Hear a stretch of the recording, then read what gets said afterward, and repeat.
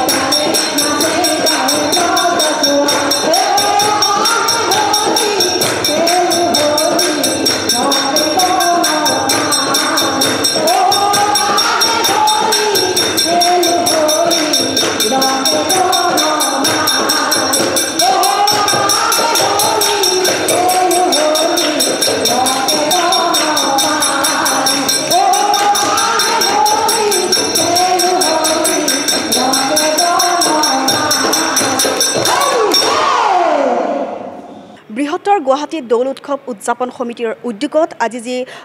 হোলী গীতৰ কৰ্মশালা সেই হোলী গীতৰ কৰ্মশালা খুব সুন্দৰকৈ উপভোগ কৰিছোঁ বা আজি আমি ইয়াৰে কিছু লোক আছে আমি তেওঁলোকৰ পৰা কথা পাতিবলৈ চেষ্টা কৰিম আচলতে হোলী গীত কি বা হোলী গীতৰ কি পৰম্পৰা সকলোৱে আমি জানিবলৈ চেষ্টা কৰিম পোনপ্ৰথমে আপোনাৰ ওচৰলৈকে আহিছোঁ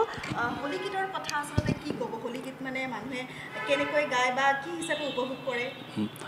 সুন্দৰ প্ৰশ্ন যে আমি হোলী গীত হ'ল মানে হোলী বা ফাকুৱাৰ গীত প্ৰথমতে ফাকুৱাৰ গীত বুলি কোৱা হৈছিলে আৰু এই গীতৰ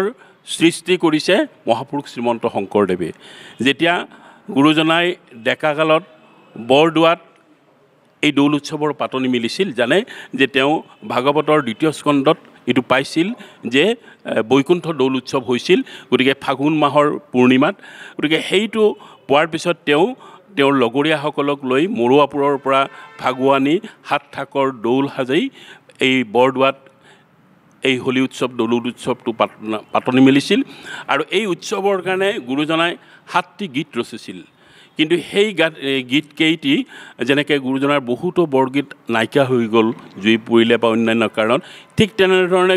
হোলী গীতেই 7টি হোলী গীত প্ৰথমে ৰচা কি আছিল আজি পাবলৈ নাই যদিও কীৰ্তন ঘোষাৰ উৰেখা বৰ্ণনত যিটো আছে ৰংগে ফাগু খেলে চৈতন বন মালি হে ৰংগে ফাগু খেলে দুহাতে ফল গুৰ গুন্দা হিঞ্চন্ত মুৰাৰী হে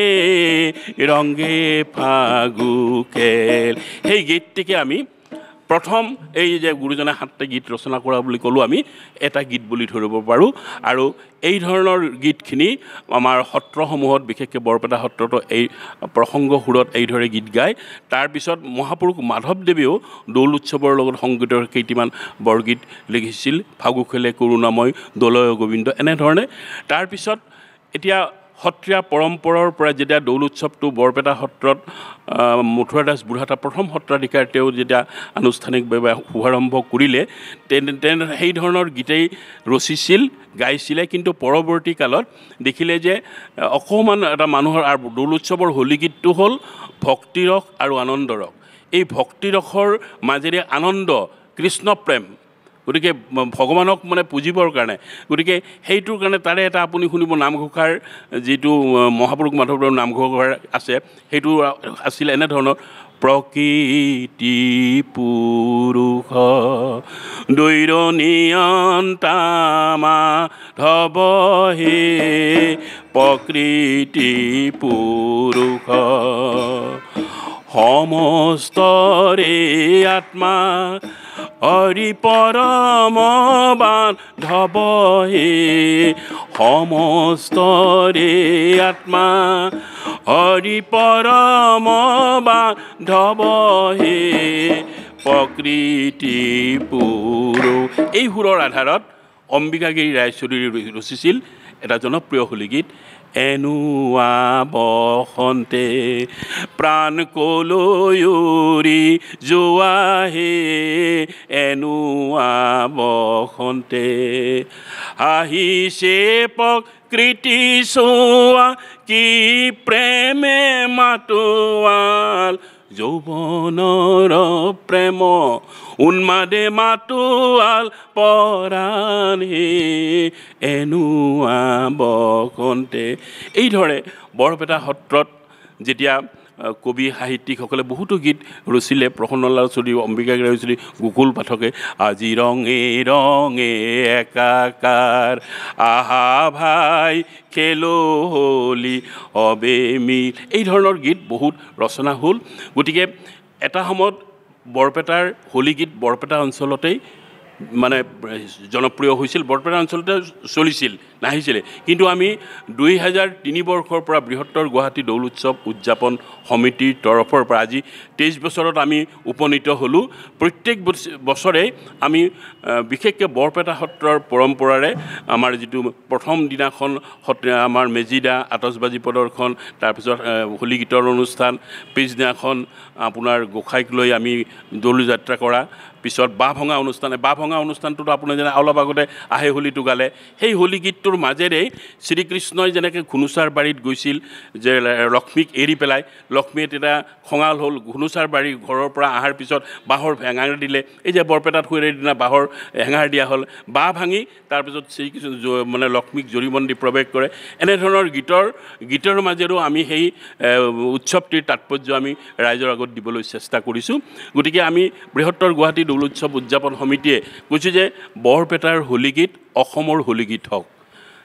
গতিকে আমি যেতিয়া 2003 বৰ্ষৰ পৰা প্ৰত্যেক বছৰে কৰ্মশালা অনুষ্ঠিত কৰি আহিছোঁ আমি দেখিছোঁ ইয়াত অকল আজিও আপুনি চাব ইয়াত অকল বৰপেটাৰ মহিলা আছে বা বৰপেটাৰ আছে বুলি নহয় সকলো ঠাইৰ পৰা আহিছে গতিকে সেইটোৱে আমি ভাবোঁ যে দিছপুৰত বৃহত্তৰ গুৱাহাটী দৌল উৎসৱ উদযাপন সমিতিয়ে এনেধৰণে হোলী গীতৰ কৰ্মশালা আকৌ হোলী গীতৰ আমি প্ৰতিযোগিতা পাতোঁ আমি এই হোলী গীতৰ প্ৰতিযোগিতা গুৱাহাটীৰ বাহিৰেও অন্যান্য ঠাইৰ পৰাও হয় বৰপেটাৰ পৰা আহে দৰঙৰ পৰা আহে বকুৰ পৰা আহে চমৰীয়াৰ পৰা আহে গতিকে এইটো এটা ভাল এটা গুৱাহাটী মহানগৰীত আগতে গুৱাহাটী মহানগৰীৰ হোলী মানে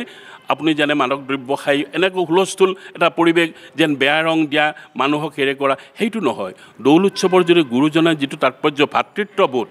যে ধৰ্মীয় হৈও ধৰ্মৰ প্ৰভাৱ নাই সকলোকে আঁকোৱালি ল'বা উৎসৱটোৱে হ'ল দৌল উৎসৱ এই তাৎপৰ্যটো গুৰুজনে আজি 500 বছৰ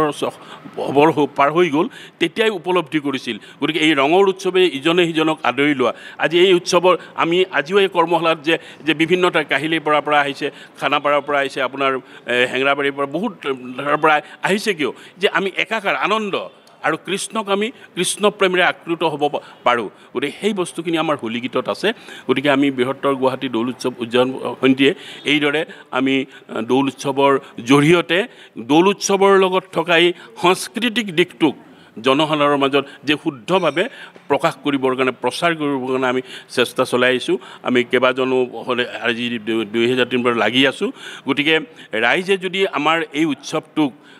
আন্তৰিকতাৰে আদৰি লয় তেতিয়াহ'লে আমাৰ হোলী গীতৰ মূল যিটো হোলী গীত সাংস্কৃতিক দিশ হোলী গীত এই হোলী গীতখিনি আপুনি দেখিব বিহুৰ যেনে উজনি অসমত বিহুৱে চবৰে হৃদয় জয় কৰে আমি ভাবোঁ নামনি অসমৰ বিশেষকৈ বৰপেটাৰ এই হোলী গীতেও সকলোৰে হৃদয় জয় কৰিব পাৰিব আৰু সেই আশা আৰু প্ৰত্যাশাৰে আজি আমি এই ধৰণে আগবাঢ়ি আহিছোঁ ধন্যবাদ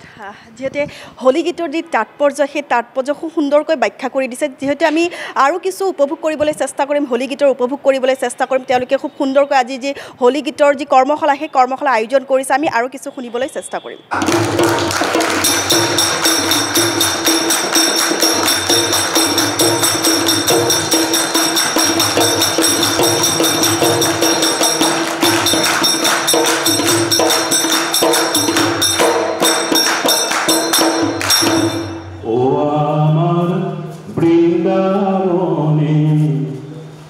গোপী সঙ্গে নাৰায়ণে হোলী খেলে ৰঙ্গমণি ও আমাৰ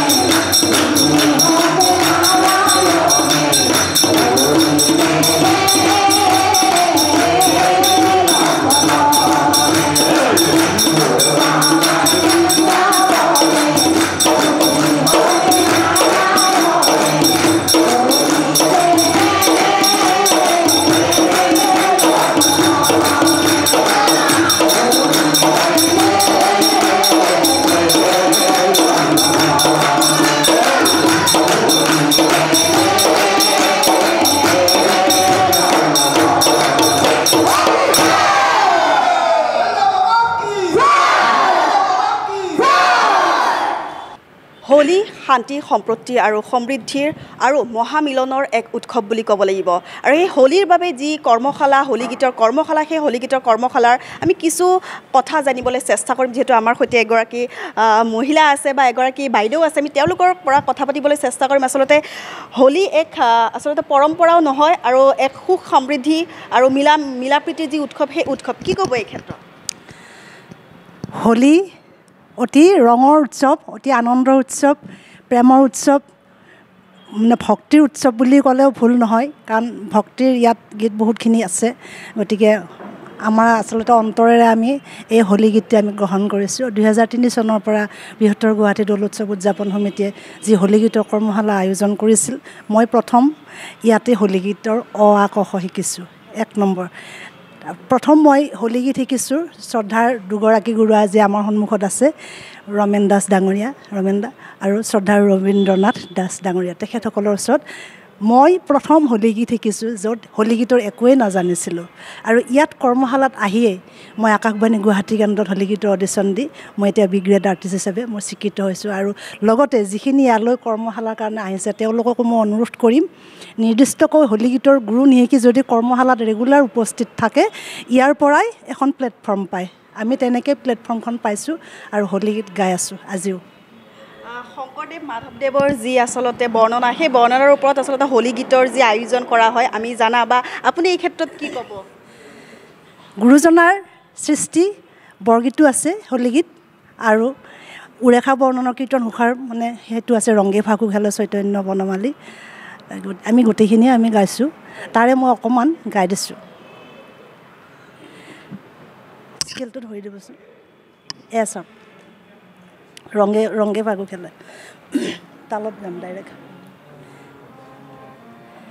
ৰংগে ফাগু খেলে চৈতন্য বনমালী হে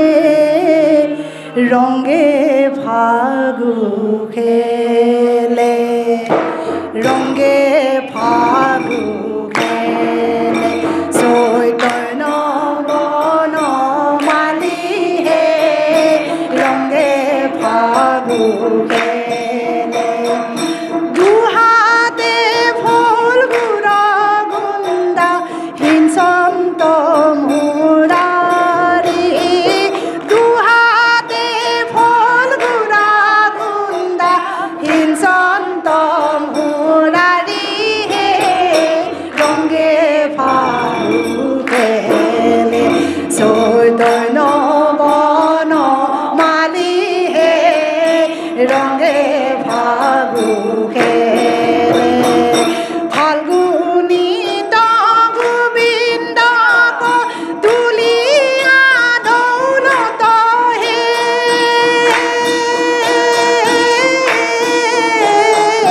ফাল্গুনী গোবিন্দ তুলিয়া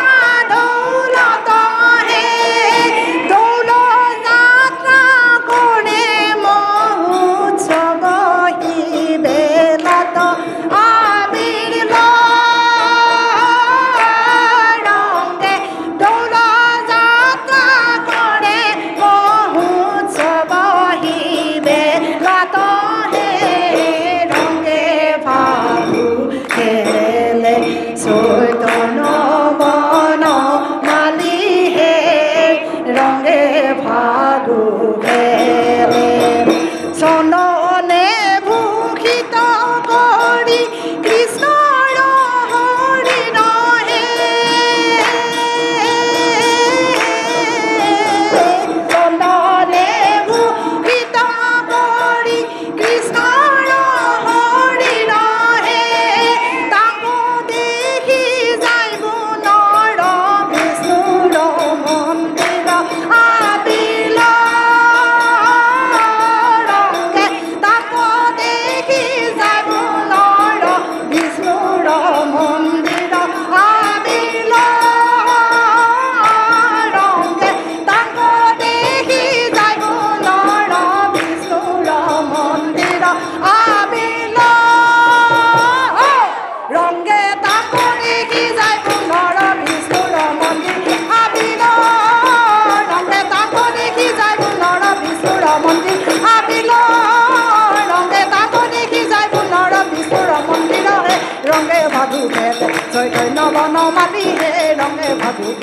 চৈতন্য বনমালী হে ৰঙে ফাগু খেলে চন্দনে ভূষিত কৰি কৃষ্ণৰ শৰীৰ হে চন্দনে ভূষিত কৰি কৃষ্ণৰ শৰীৰ হে চন্দনে ভূষিত কৰি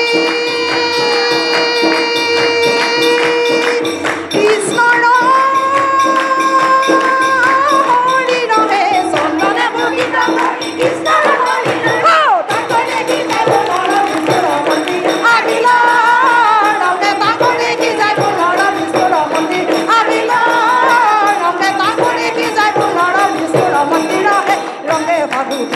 চৈতন্য বনমালী হে ৰঙে ফাগু খেলে চৈতন্য বনমালী হে ৰঙে ফাগু খেলে খুব সুন্দৰ এক গীত ৰঙে ফাকু খেলে আচলতে খুব সুন্দৰ এক গীতৰ মাজতে আমি যি তেওঁলোকৰ যি হোলীৰ যি গীত সেই গীত উপভোগ কৰিছোঁ আৰু কিছু গীত উপভোগ কৰিবলৈ চেষ্টা কৰিম যিহেতু হোলীৰ যি 2 মাৰ্চৰ পৰা 8 মাৰ্চলৈকে যি গীতৰ আয়োজন সেই কৰ্মশালাৰ আয়োজন হোৱা দেখিবলৈ পোৱা হোলী গীতৰ কৰ্মশালাত দেখিবলৈ পোৱা গৈছে কণমানি দুটি আৰু সেই কণমানি দুটিৰ পৰা আমি অকণমান জানিবলৈ চেষ্টা কৰিম কেতিয়াৰ পৰা আচলতে হোলী গীত শিকিছা বা গাবলৈ চেষ্টা কৰিছা মোৰ নাম শ্ৰী জ্যোতিৰ্ময় নাথ মই 5 বছৰৰ পৰাই গান শিকি আছোঁ আৰু মোৰ মহানন্দ ছাৰে মোক গান শিকাইছিল আৰু তেওঁ মোক আমাৰ বৃন্দাবনে গানটো শিকাইছিল সেই গানটো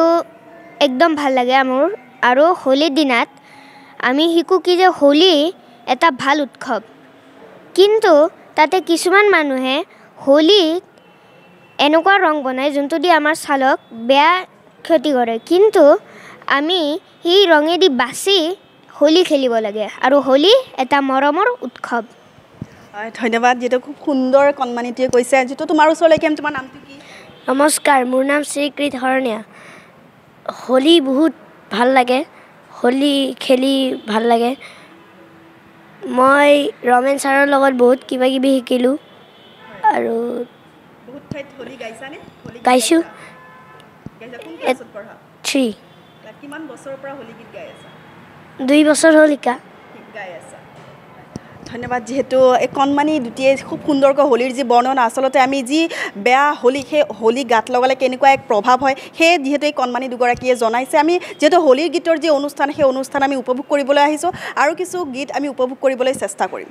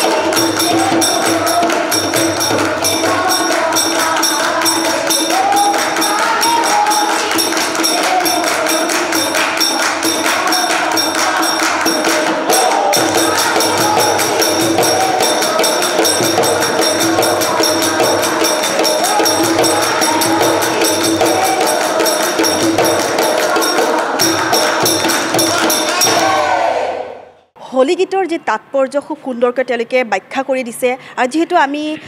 এওঁৰ ওচৰলৈকে উপস্থিত হৈছোঁ আমি তেওঁৰ পৰা জানিবলৈ চেষ্টা কৰিম যে আচলতে হোলী উৎসৱ বা হোলী ফাকুৱা কেনেকুৱা ধৰণৰ আগতে উদযাপন কৰিছিল আৰু বৰ্তমান সময়ত লোকে কেনেকৈ উদযাপন কৰে আৰু হোলী আচলতে কি সেয়া আমি আপোনাৰ হয় কৃষ্ণ